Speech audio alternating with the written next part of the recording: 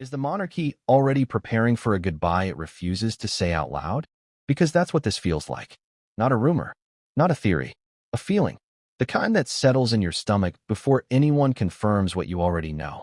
A palace statement drops, carefully worded, calm on the surface, almost reassuring. And yet, something about it lands differently. Heavier.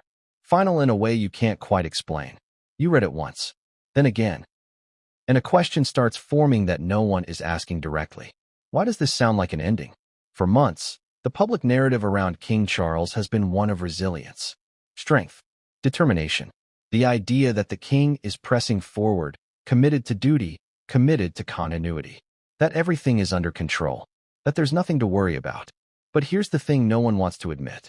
Royal statements don't change tone by accident.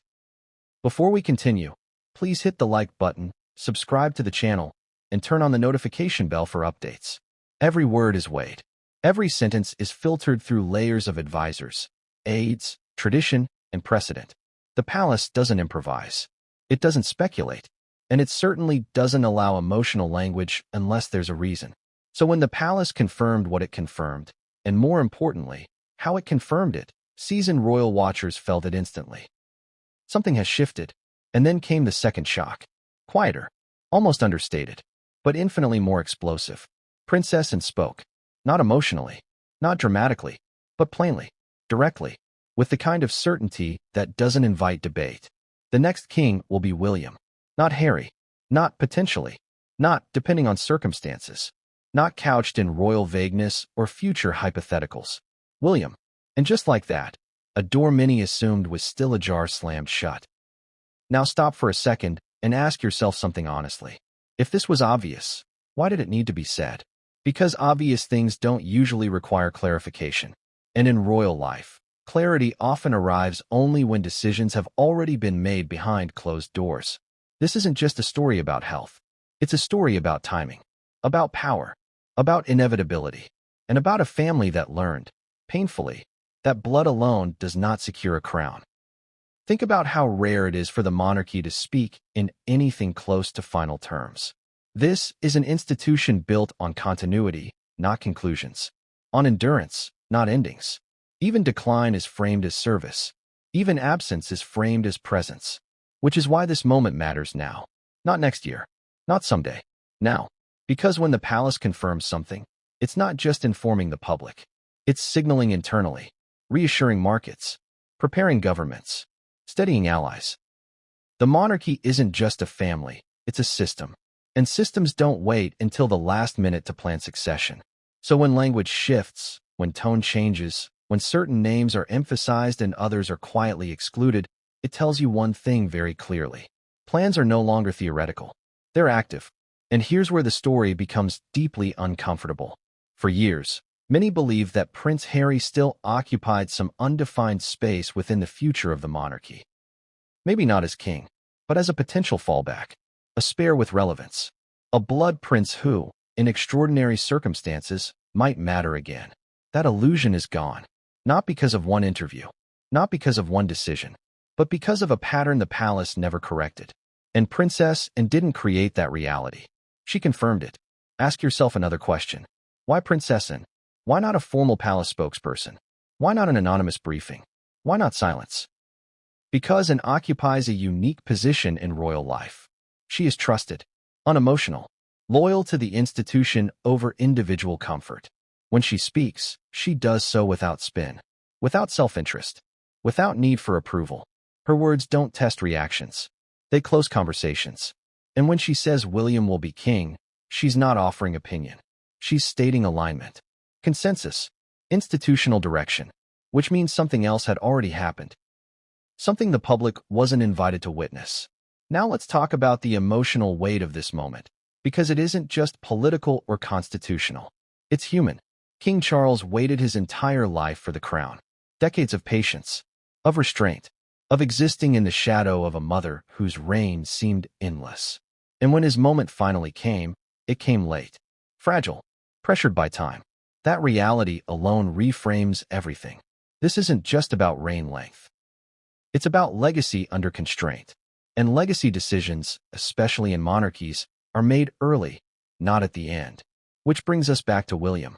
William has been preparing for this role not for months, not for years, but for his entire adult life. Carefully, quietly, without drama, without public rebellion. He absorbed the lesson his father learned the hard way. Survival of the institution requires discipline, not defiance. And Harry? Harry chose something else. Freedom, voice, exposure, emotion. None of those are crimes. None of them are immoral. But in the language of monarchy, they are disqualifying.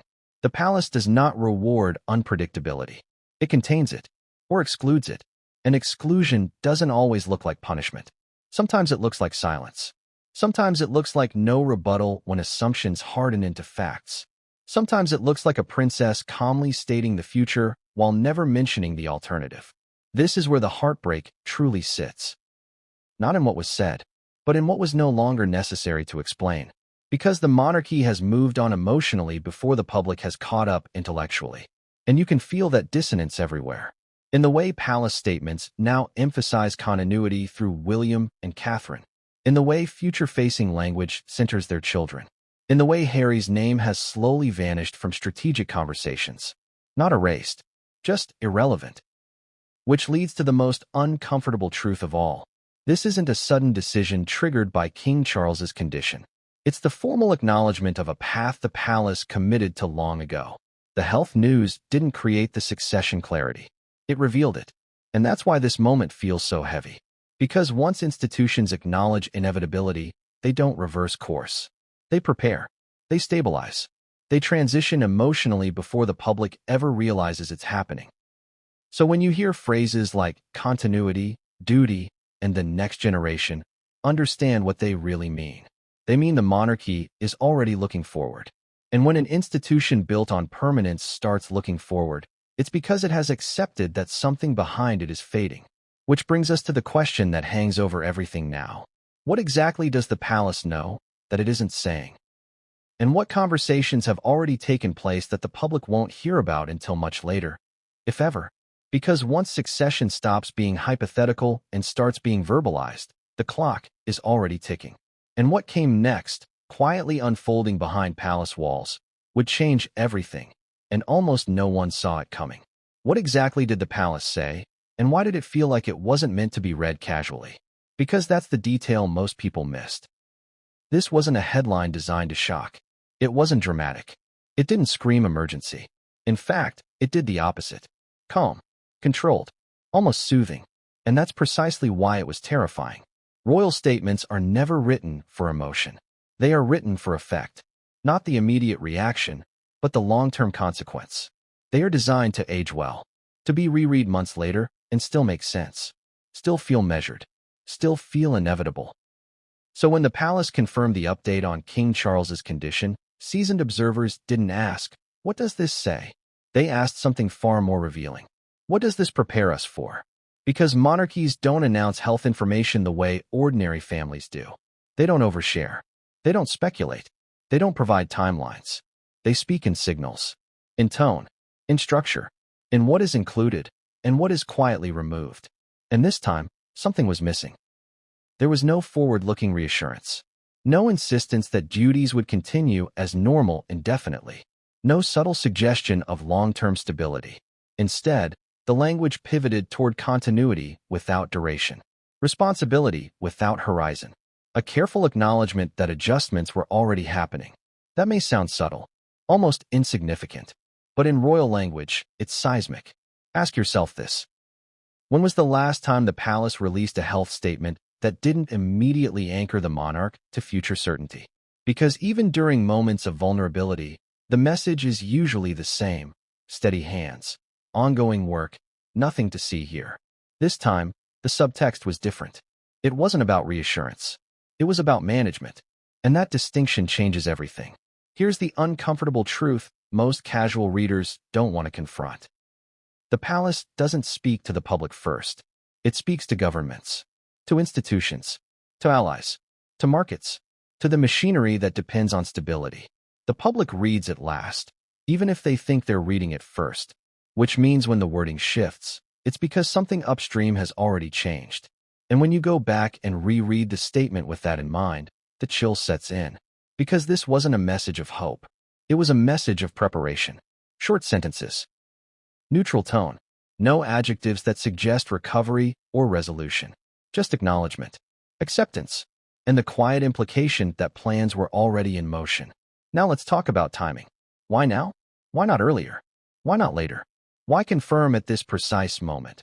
When the monarchy is already strained, when public trust is fragile, when internal divisions are still unresolved. Because timing in royal life is never accidental. This confirmation didn't arrive in a vacuum. It arrived after months of subtle shifts that most people ignored. Canceled engagements that weren't rescheduled. Duties redistributed permanently, not temporarily. Key appearances handled by William without explanation. Increased visibility of the next generation, not as support, but as anchors. These aren't coincidences. They are signals. Signals that the palace was already operating under an assumption it hadn't yet voiced. And here's where things get even more interesting. If this statement was about transparency, it would have said more. If it was about reassurance, it would have emphasized resilience. But if it was about alignment, making sure everyone is reading from the same page, then it said exactly what it needed to. Nothing more, nothing less. Which brings us to the second layer of this moment. What the palace did not deny. Because in royal communications, denial is just as strategic as confirmation. And this time, there was a noticeable absence of corrective language. No pushback against speculation. No anonymous briefings pushing alternative interpretations. No friendly sources reminding journalists that succession remains far off. Silence. And silence, in this world, is not neutral. Silence is consent. It's the palace allowing a narrative to settle because correcting it would be dishonest or inconvenient. And that's when the weight of it truly hits. This wasn't a reactive statement. It was a calibrating one.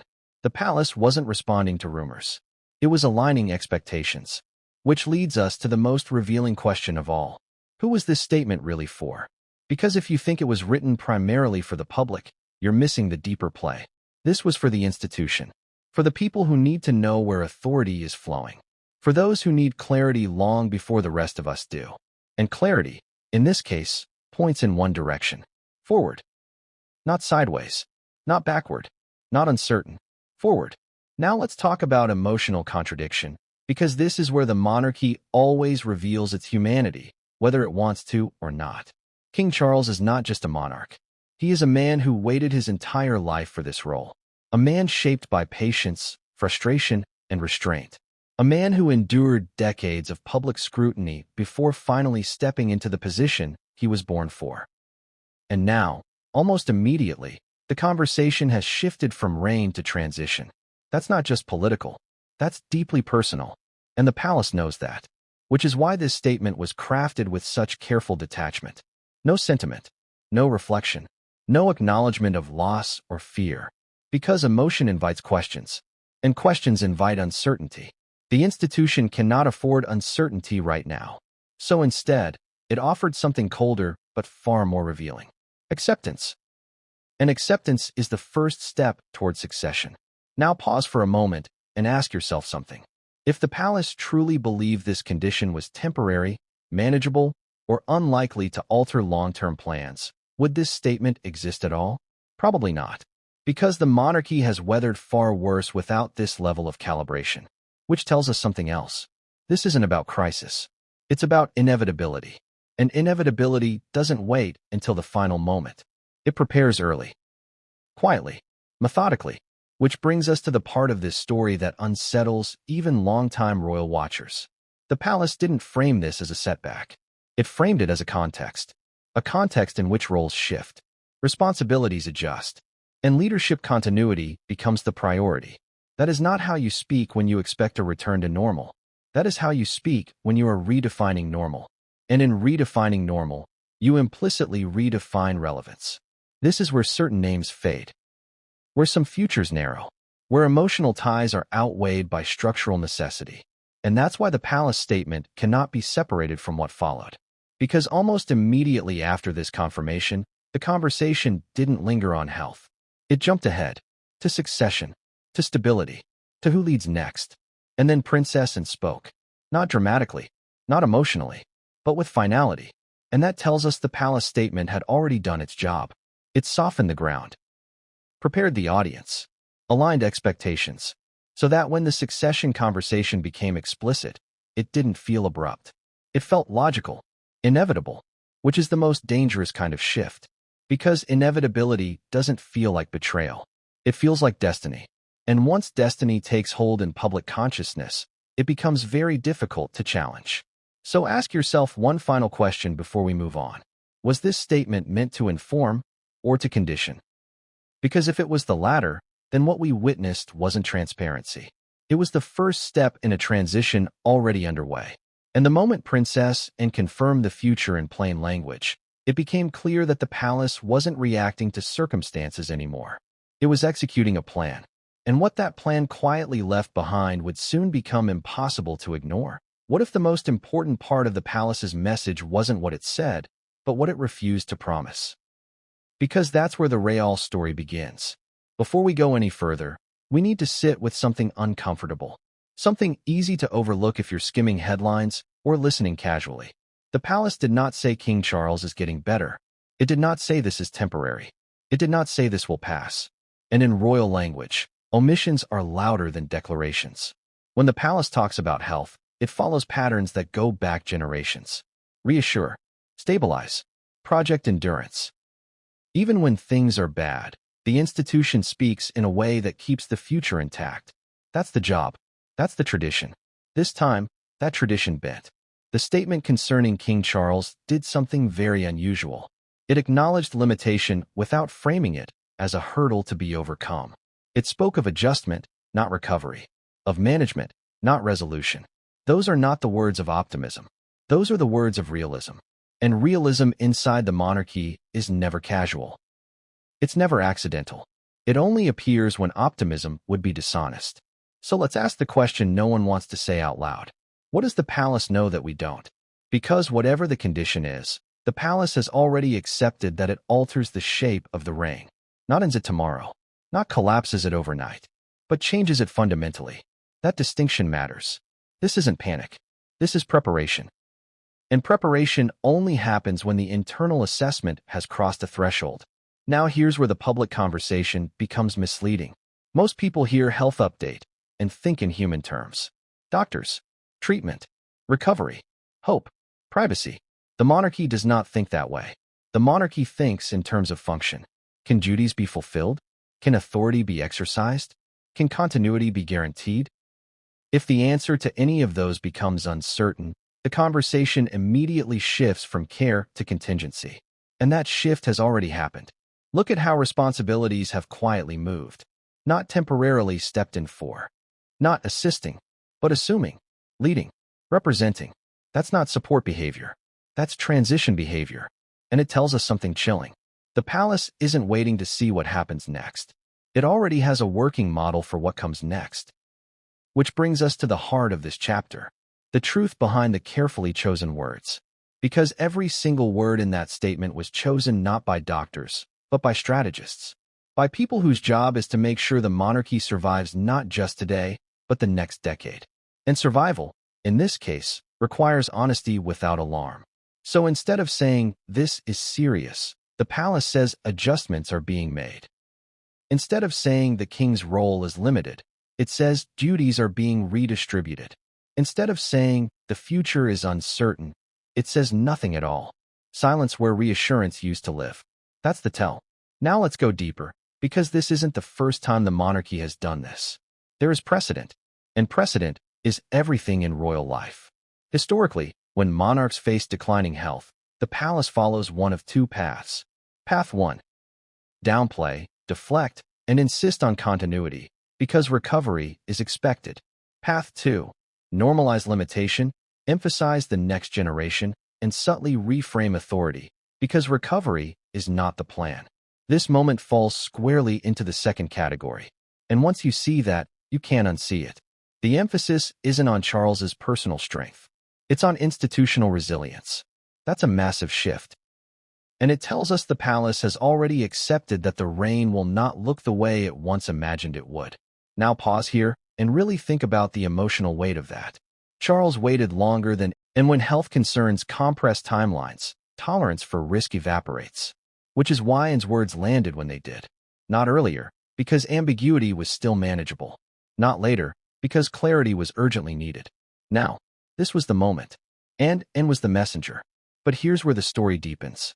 Anne didn't just speak to the public. She spoke to the family, to Charles, to William, and yes, to Harry. Her words were a line drawn not in anger, but in acceptance. They said, "The future has been decided. The debate is over. The institution is moving forward. And if you're not part of that future, it's not because you were pushed out in a dramatic confrontation. It's because the system cannot carry you."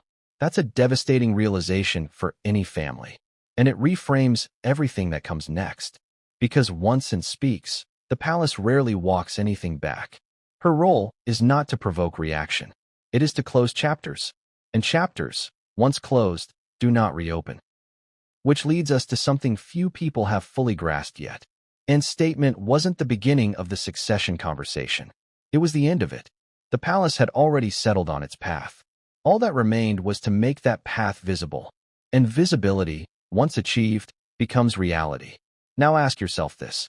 If Anne was confident enough to say this publicly, how many private conversations must have already taken place?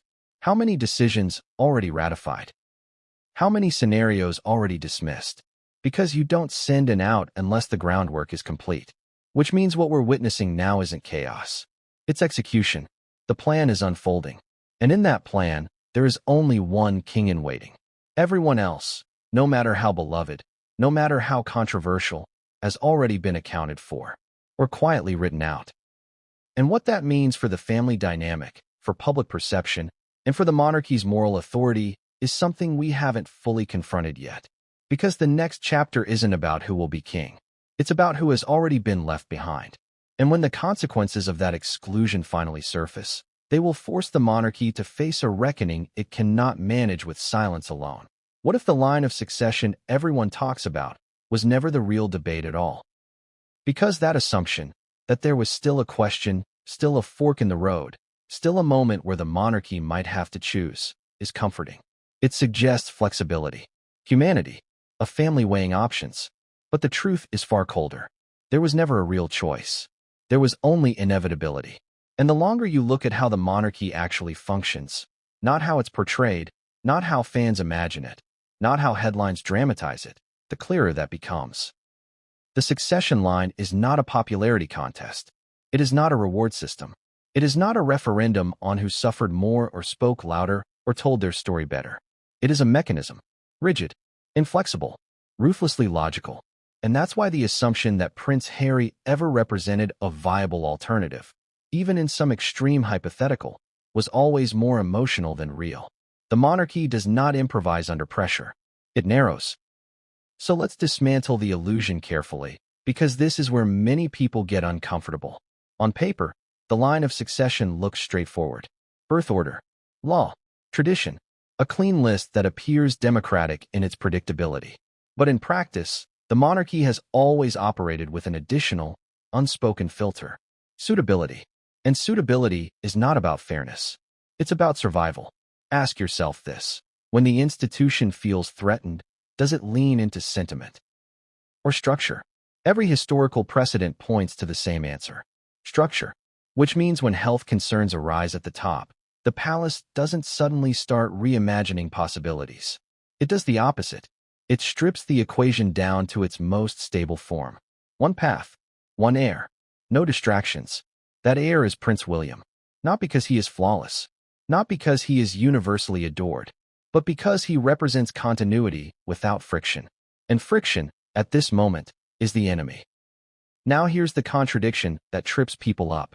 Prince Harry is born royal. He is charismatic. He is globally recognized. He has commanded enormous public sympathy. So why does none of that matter? Because monarchy does not run on charisma. It runs on containment. And Harry, by his own admission, has spent years rejecting containment. Which brings us to the uncomfortable realization. Even if Harry had never left, even if there had been no interviews, no books, no public rupture, the succession line would still point unambiguously to William. Because the monarchy does not value emotional narratives when planning for its future. It values predictability. And predictability comes from a very specific profile. Someone who has accepted silence. Someone who understands restraint. Someone who can absorb pressure without externalizing it. That profile has never been Harry's, and it was never expected to be. Harry's role was always different. Support, backup, flexibility. The spare exists to protect the heir, not to replace him. That's not cruel. It's functional. And when the spare stops functioning as a stabilizer, the system adjusts accordingly. Which is exactly what we are seeing now. Let's address another misconception head-on. Some people believe that extraordinary circumstances, illness, crisis, public backlash, could force the monarchy to reconsider succession. History tells us the opposite. Extraordinary circumstances tighten the rules. They don't loosen them. When the system feels pressure, it eliminates variables. Harry is a variable. William is a constant. And in moments of vulnerability, constants win. Now think about the language used by those closest to the institution. Notice how often words like future, next generation, and continuity are paired with William and almost never with Harry. That's not accidental. That's training the public to associate stability with one name. And training is part of transition. The palace knows something the public often forgets. Succession is not a moment. It's a process. And processes begin long before announcements. Long before health updates. Long before Princess Anne speaks. The groundwork for William's inevitability was laid years ago. Through visibility. Through responsibility. Through the quiet transfer of authority. And equally important, through the gradual removal of alternatives from the narrative. That's why the idea of William versus Harry was always a false framing. There was never a versus. There was a path, and there was a departure from it. Harry didn't lose a competition. He stepped away from the course. And once that happened, the institution recalibrated. Which brings us to another difficult truth. The monarchy does not hold space for unresolved tension at the top. It cannot afford it. Ambiguity breeds instability. So when Princess Anne confirmed William as the next king, she wasn't choosing sides. She was closing a file. And that file had been reviewed many times before. The decision had already been made internally. Her statement simply aligned public perception with institutional reality. Now consider how quickly the conversation moved on after she spoke. There was no palace scramble, no correction, no clarification. That silence is telling. Because when the palace disagrees with a narrative, it moves swiftly to neutralize it. When it agrees, it lets it stand. Anne's words stood, which means they were accurate. And accuracy in royal terms means alignment at the highest levels. So let's talk about why this matters emotionally, not just constitutionally. Because the tragedy here isn't that William will be king. It's that so many people believed Harry still had a place in that future. And are now realizing that belief was never shared by the institution itself. That's painful. It feels like exclusion. It feels like erasure. But from the palace's perspective, it's simply order being restored. And order, once restored, does not look back. Now ask yourself something honestly. If you were running an institution built on centuries of precedent, global diplomacy, and national identity, would you gamble that future on unpredictability? Or would you choose the person who has spent his entire life preparing to be invisible when necessary? The answer is obvious, which is why the succession line feels suddenly firm. Not because something changed overnight, but because the illusion finally dissolved. And when illusions dissolve, reality feels abrupt even when it's been in place for years. This chapter isn't about diminishing Harry. It's about understanding the system he left behind. A system that does not chase reconciliation. It prioritizes clarity. And clarity has now been delivered. William is the future, not as a statement of favoritism, but as a structural necessity. And once that necessity was acknowledged publicly, the remaining questions shifted. From who will be king, to something far more unsettling. What happens to those who no longer fit into the future that's been decided? Because the monarchy doesn't just move forward. It leaves things behind. And the consequences of that abandonment, emotional, public, and institutional, are only just beginning to surface. When did Prince Harry stop being a problem and start being a non-factor? Because those two things are not the same. And confusing them is how people misunderstand what's really happened here. For a long time, Harry was framed as disruptive, a thorn, a rebel, someone the monarchy needed to manage, contain, or neutralize. Every interview, every headline, Every public reaction treated him as a live wire. Dangerous because he still mattered. But here's the shift most people missed. The palace stopped reacting. No rebuttals. No counter-briefings. No urgent clarifications. Just distance. And distance, in institutional language, is not anger. It's closure. This is the moment where Harry's story takes its most uncomfortable turn. Not because he did something new. Not because another revelation surfaced. But because nothing did, and nothing needed to. The monarchy no longer required a response. Which raises a brutal question. How do you fall so far out of the future that your presence no longer demands explanation? The answer is simpler than people want to believe. You stop being useful to the system. Harry's original role was clear from birth. Support the heir. Protect the line. Serve as emotional backup. A second pillar that ensured continuity if something went wrong. The spare is not a rival. The spare is insurance. And insurance only works if it's predictable, contained, and loyal to the structure it protects. The moment Harry chose visibility over invisibility, that insurance policy expired. Not revoked. Expired. Now let's talk about the illusion that still holds a lot of people captive. The idea that Harry could one day be brought back. That reconciliation would restore relevance. That a family hug, a public apology, or a shift in tone could reopen doors that closed quietly. That's not how monarchies work. Reconciliation is emotional. Relevance is structural. And structures don't bend for sentiment once a new configuration is in place. Harry didn't lose relevance because he criticized the monarchy. He lost relevance because he stopped fitting into its operational design. That's the part no one wants to say out loud. This isn't punishment. It's obsolescence. And obsolescence is far more final. Now think about how the palace behaves toward people it wants to punish. It leaks. It corrects. It frames narratives. It allows pressure to build. That didn't happen here. Instead, something colder took place. Harry was allowed to speak, and speak, and speak, without response. At first, that looked like weakness. In reality, it was strategy. Because the more Harry externalized, the more the institution internalized its future without him. And here's the contradiction that makes this moment so emotionally charged. Public sympathy for Harry grew. Institutional confidence in Harry collapsed. Those two things can exist at the same time. And they did. The monarchy does not measure value by applause. It measures risk. And Harry became risk-heavy and value-light in institutional terms. Not because of malice, because of mismatch. Which brings us to the hardest realization of all.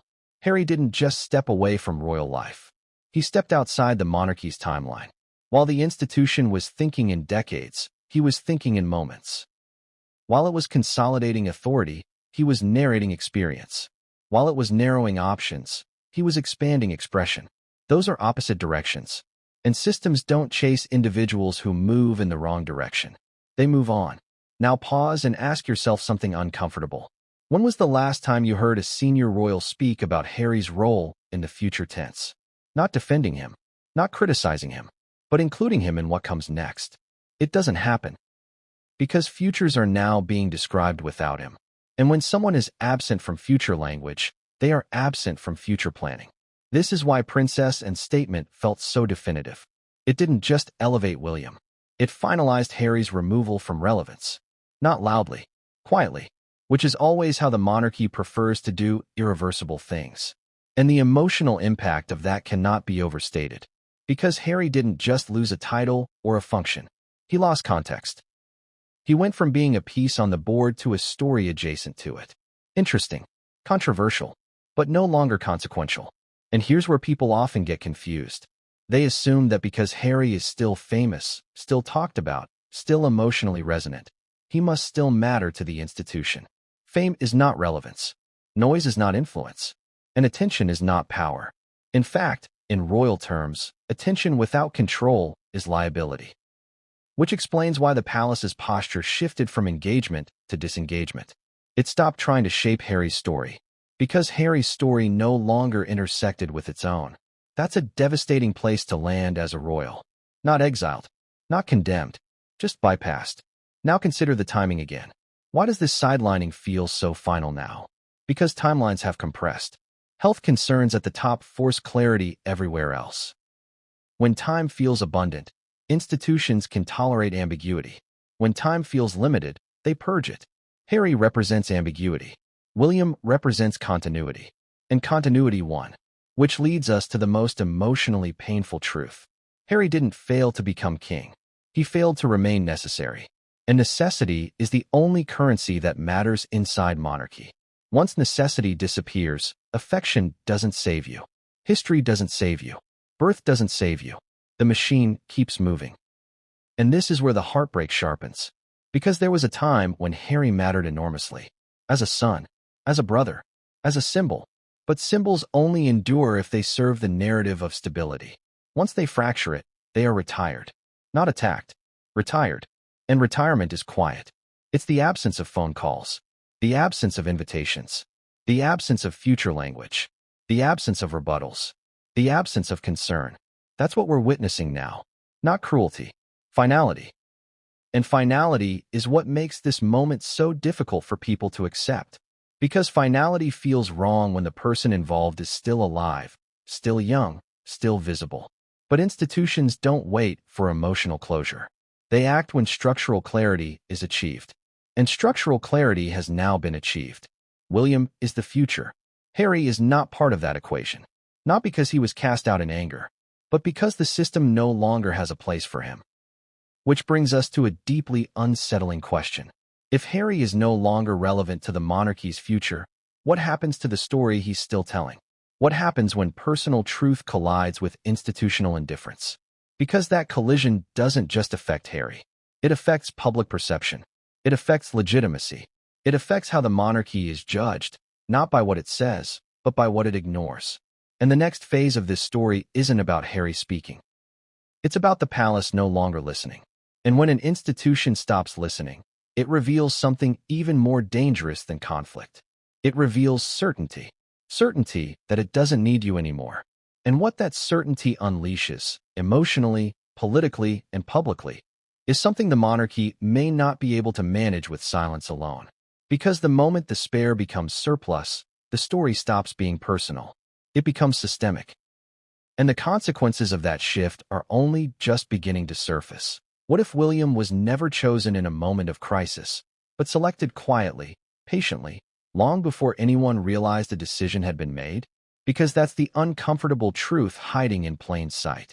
The narrative most people cling to is reactive.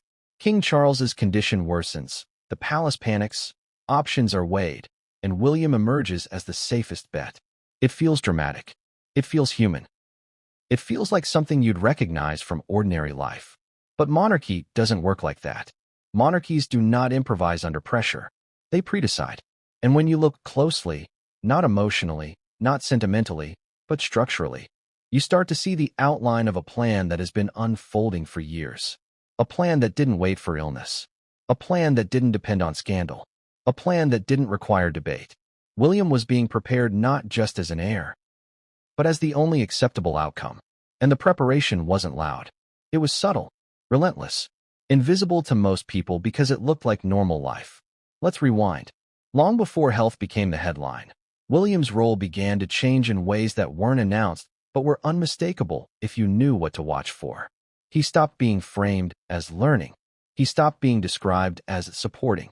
He began being treated as someone whose presence alone conveyed authority. He didn't speak more. He didn't assert himself. He didn't try to dominate the narrative. He simply showed up. Consistently. Predictably. Without drama. And that is the single most important qualification for monarchy. Because while the public is trained to believe leadership is about charisma, the palace knows better. Leadership, in this institution, is about absorption. Absorbing pressure. Absorbing criticism. Absorbing boredom. Absorbing silence. William learned how to absorb early. And that's not an accident.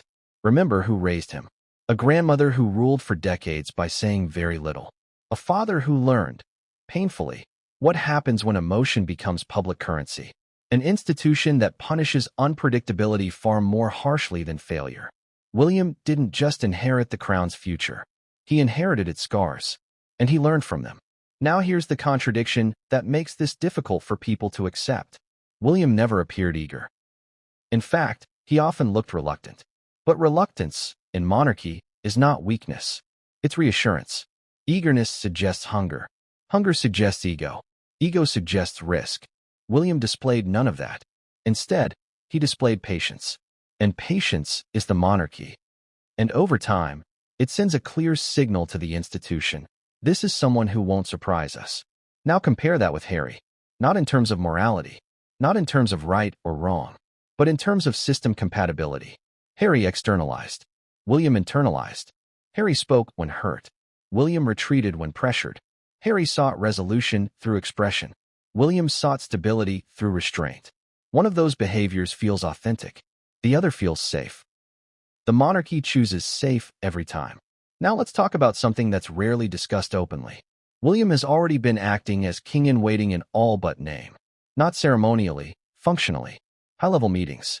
Sensitive diplomatic moments. Symbolic appearances designed to reassure continuity. These weren't favors. They were tests. And William passed them not by excelling, but by not disrupting anything. Which is exactly what the palace wanted to see. Because competence can be taught. Temperament cannot. And William's temperament was always his greatest asset. He doesn't chase headlines. He doesn't provoke reactions. He doesn't demand loyalty. He assumes it. Quietly. That's not arrogance. That's institutional confidence. Now pause and ask yourself something honestly. Can you remember a single moment in recent years when William forced the palace to clean up after him? Not rumors. Not tabloid noise. Actual institutional repair. It doesn't happen. And that absence is everything. Because the palace doesn't promote people who create work for it. It promotes people who reduce it. William reduces workload. Harry increased it. That alone seals the decision. Which brings us to the idea that William was chosen. Chosen implies competition. Chosen implies debate. Chosen implies alternatives. What actually happened was far less dramatic. William remained. Others departed. The path narrowed naturally. And by the time health concerns accelerated timelines, the narrowing was complete. The palace didn't need to choose William. William was simply the only one left who fit. And this is where the story becomes emotionally complex. Because William didn't win anything. He inherited obligation. He inherited pressure. He inherited a future that offers prestige but demands personal erasure. And he accepted it. Not joyfully. Not rebelliously. Just dutifully. Which is exactly why Princess entrusts him. Which is exactly why the institution closed ranks around him. Which is exactly why his inevitability feels so firm now. This wasn't coronation planning born of panic. It was succession planning validated by time. Now consider the timing again. Why does it feel like everything accelerated at once? Because institutions wait until the last responsible moment to make inevitability visible. They don't reveal plans while they're still fragile. They reveal them when deviation is no longer likely. That's what we're witnessing now. The moment when private certainty becomes public fact. And that moment didn't begin with Princess's statement. It began years earlier, with William choosing silence over self-expression. With William choosing endurance over escape. With William choosing to stay. Now let's address the elephant in the room. Is William perfect? Of course not. Does he inspire universal affection? No. But monarchy does not require love. It requires acceptance. And acceptance grows from predictability, which William provides in abundance. So when people ask, why was William chosen? They're asking the wrong question. The right question is this. Why was anyone else ever considered? Because once the institution felt pressure, once timelines compressed, once clarity became urgent, the answer was obvious. William didn't need to step forward. Everyone else stepped aside. And in monarchy, stepping aside doesn't always look like a resignation. Sometimes it looks like silence. Sometimes it looks like distance. Sometimes it looks like irrelevance. And sometimes it looks like Princess and stating the future as if it were already history. Which brings us to the most unsettling realization yet. William's ascent is not just about succession. It's about consolidation. The monarchy is simplifying itself, reducing variables, eliminating friction. And when institutions simplify, they often leave people behind. Not out of cruelty, out of necessity. Which means the consequences of William's inevitability are not confined to titles and ceremonies. They ripple outward, through family relationships, through public narratives, through unresolved emotional debts. Because while William's path was narrowing into certainty, others were drifting further from the center. And that drift creates tension that no amount of silence can permanently suppress. The next chapter isn't about William becoming king. It's about what happens to those who no longer have a place in the future he represents. Because while the institution may be stable, the human cost of that stability is about to surface in ways the palace cannot fully control. And when that happens, the story will shift again, from inevitability to consequence. Can a family ever truly recover once trust stops being assumed and starts being negotiated? Because that's the quiet fracture at the heart of everything unfolding now. Not health, not succession, trust. And once trust becomes conditional inside a family, especially one built on hierarchy, secrecy, and continuity, the damage doesn't announce itself with shouting matches or dramatic exits. It settles. It calcifies. It becomes normal. This is the chapter most people misunderstand because they want a villain, a blow-up, a single moment where everything went wrong. That moment doesn't exist. What exists instead is erosion. Slow, relentless, almost polite. The kind of erosion that happens when conversations become careful, when jokes stop landing, when people choose their words not to be understood, but to avoid consequences. That's the divide no one can repair. And it didn't begin with interviews or books or public grievances. It began with something far more dangerous. Different definitions of loyalty. Inside the monarchy, loyalty does not mean love. It means alignment, agreement without discussion, support without condition, silence when silence is required. Outside of it, or rather, stepping outside of it, loyalty starts to look different. It becomes emotional, expressive, bound up in fairness and acknowledgement and personal truth. Those two definitions cannot coexist. And once members of the same family begin operating under different definitions, reconciliation becomes almost impossible. Because every action is misread. Every silence feels like punishment. Every word feels like betrayal. Every boundary feels like rejection. And this is where the family divide hardened into something unfixable. One side believed honesty was healing. The other believed honesty was destabilizing.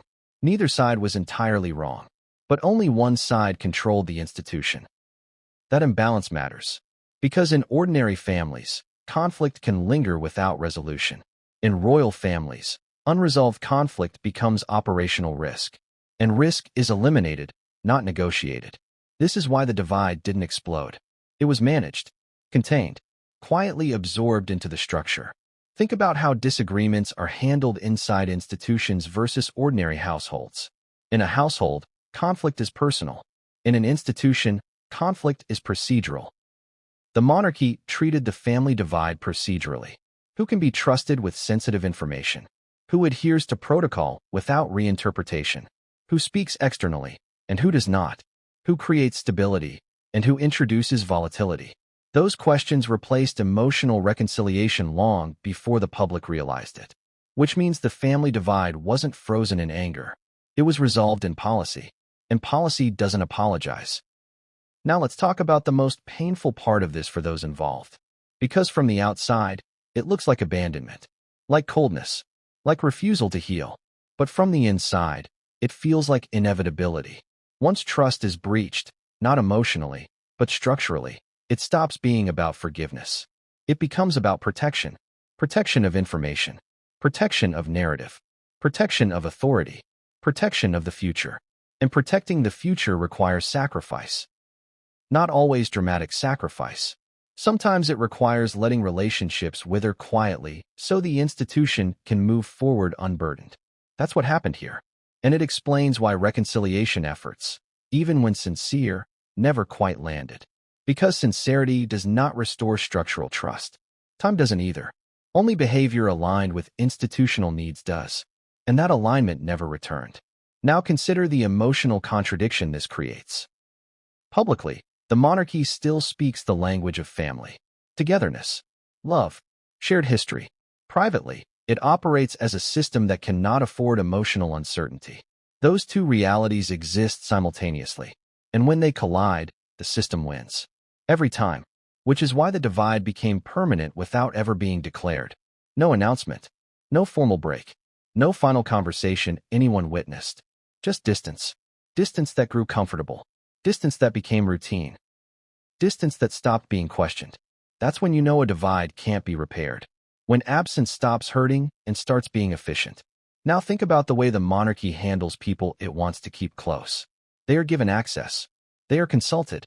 They are included in future-facing language. That stopped happening. Not abruptly, gradually, which made it easier to justify. And that gradualism is key, because it allowed everyone involved to tell themselves this wasn't final. That things could still change. That time would soften edges. But while emotions waited, the institution moved on. Succession planning did not pause for family healing. Authority consolidation did not wait for reconciliation. Because the monarchy cannot function with unresolved questions at the top. And the family divide created too many questions. So the questions were removed. By narrowing the future.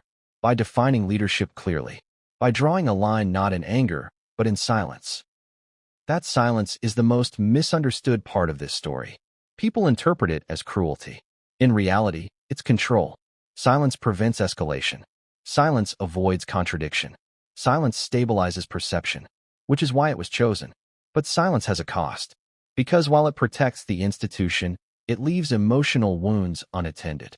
And those wounds don't disappear. They resurface in other ways. In public narratives. In resentment. In competing versions of truth. That's the price the monarchy pays for stability. Now ask yourself this. If reconciliation were possible at this stage, what would it require? Not apologies, not explanations, but a return to silence. A willingness to subordinate personal truth to institutional need. And that willingness does not exist, which means the divide is not just emotional. It's philosophical. One side believes the institution must adapt to the individual. The other believes the individual must disappear into the institution. There is no compromise between those beliefs. Only distance. And distance, once normalized, becomes permanent. This is why the idea of a dramatic reunion was always fantasy. Reunions satisfy audiences. They destabilize institutions. So the monarchy chose predictability over closure. And predictability demands that some relationships remain unresolved. Now let's talk about the human cost of that choice. Because this isn't a cold system operating in a vacuum. These are people who share memories, loss, grief, and history. They loved the same woman. They endured the same scrutiny. They grew up under the same pressure. That shared experience doesn't vanish. But it stops being enough.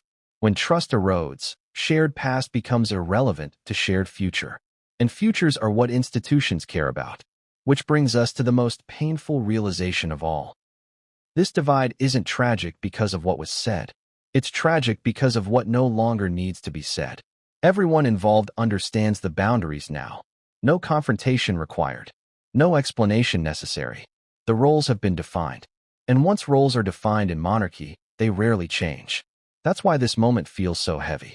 Because it's not explosive. It's settled. And settlement is the enemy of reconciliation. Which means the next phase of this story won't be about mending fences. It will be about managing fallout. Because unresolved divides don't stay contained forever. They leak. Through public perception. Through moral authority. Through competing narratives that refuse to align. And the monarchy, for all its discipline, cannot fully control how those narratives are received once they escape the family sphere. So while the institution may have stabilized itself internally, it has also set the stage for a different kind of instability. One that doesn't come from succession, but from legitimacy. Because when the public senses emotional fracture beneath ceremonial unity, it begins to question not just the family, but the system that prioritized order over healing. And that question, once asked, doesn't disappear. It lingers. It waits. And it grows louder when silence becomes too loud to ignore. The next chapter isn't about family anymore. It's about perception. About how the public reads the monarchy's choices. Not through law or tradition, but through empathy. And whether an institution built on continuity can survive the growing sense that something human was sacrificed to preserve it. Because when stability comes at the cost of visible compassion, the crown may remain intact, but its moral authority begins to crack. And that crack is something no amount of silence can fully repair. Why does the public story feel softer, while the palace story feels colder? Because that gap, that uneasy distance between what people are told and what is actually happening, is where this entire saga becomes dangerous for the monarchy. Not because the palace is lying, but because it is managing two realities at once. And those realities are starting to diverge. On the surface, the public narrative remains almost comforting, carefully phrased, compassionate, respectful, a story about health, privacy, and continuity, about family doing its best under difficult circumstances, about duty carrying on. Nothing alarming, nothing disruptive, nothing that suggests urgency. But behind the scenes, the tone is entirely different. Urgent, decisive, unsentimental. That contrast is not accidental. It's strategy, because the palace has learned, over centuries, that the public cannot be moved too quickly. Stability requires gradual emotional adjustment. Too much truth too fast creates panic. Too little truth creates suspicion. So the institution walks a narrow line. And right now, it's leaning heavily on illusion. Not falsehood, illusion. The illusion that nothing fundamental has changed, when in fact, almost everything has. This is where people get confused. They assume that because the public language remains gentle, the internal reality must be equally calm. It isn't. Internally, the monarchy is already operating under a different set of assumptions. Assumptions about time. Assumptions about authority. Assumptions about who matters and who no longer does. And those assumptions are shaping decisions in ways the public has not yet been invited to fully understand. Which raises an uncomfortable question. Why keep the public in the dark if the direction is already decided?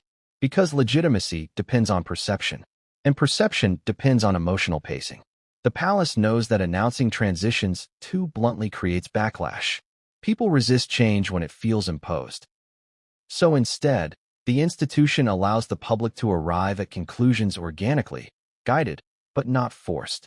This is why the messaging feels so oddly calm. Because calm buys time. Time for the public to normalize ideas that would have felt shocking just months ago. Time for William to appear increasingly central without it being framed as replacement. Time for Harry to fade from future language without confrontation.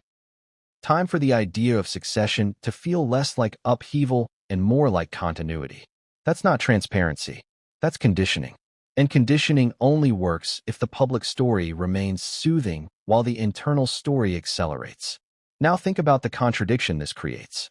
Publicly, the monarchy presents itself as compassionate, patient, deeply human. Privately, it is operating with clinical efficiency. Those two faces cannot coexist indefinitely without friction. Because eventually, people notice the mismatch. They notice when actions move faster than words. They notice when decisions feel settled long before they are acknowledged. They notice when certain figures disappear from relevance without explanation. And when that happens, trust begins to erode. Not just trust in individuals, trust in the institution itself. Now let's talk about the media's role in this divide, because it's crucial. The press acts as the bridge between the palace and the public. When the palace wants to soften a narrative, it leaks selectively. When it wants to harden one, it allows speculation to stand. Right now, what's striking is what the palace has chosen not to correct. Speculation about succession. Assumptions about William's inevitability. The absence of Harry from future-facing conversations. All of it is being allowed to settle. And that tells us something important. The palace is comfortable with the public reaching conclusions. As long as those conclusions align with internal reality, which they now do. This is why the public story feels strangely incomplete. Because it is. The palace is not lying by omission. It is pacing disclosure. And pacing disclosure always creates tension. Because some people move faster than others. Some see the signals early. Some refuse to see them at all. And some feel betrayed when the truth finally catches up to them. That's the risk the monarchy is taking right now. It's betting that gradual normalization will prevent shock. But gradual normalization can also breed resentment, especially among those who feel emotionally invested in a different outcome. Now consider Harry's position within this public-private divide. Publicly, Harry still exists as a narrative force. He is discussed, analyzed, defended, criticized. He still commands emotional real estate. Privately, he is no longer part of strategic planning. Those two realities are colliding. And that collision creates confusion. Because the public keeps asking questions the palace has already answered internally. Is there a path back? Is reconciliation possible? Could circumstances change? From the palace's perspective, those questions are already obsolete. From the public's perspective, they feel unresolved. And unresolved questions create frustration. Frustration turns into suspicion. Suspicion turns into distrust, which is why this gap matters more than any single statement. The monarchy's greatest strength has always been its ability to align perception with reality, slowly, carefully, but eventually. Right now, that alignment is lagging, and lag creates vulnerability. Because when the public feels it is being emotionally managed rather than informed, the tone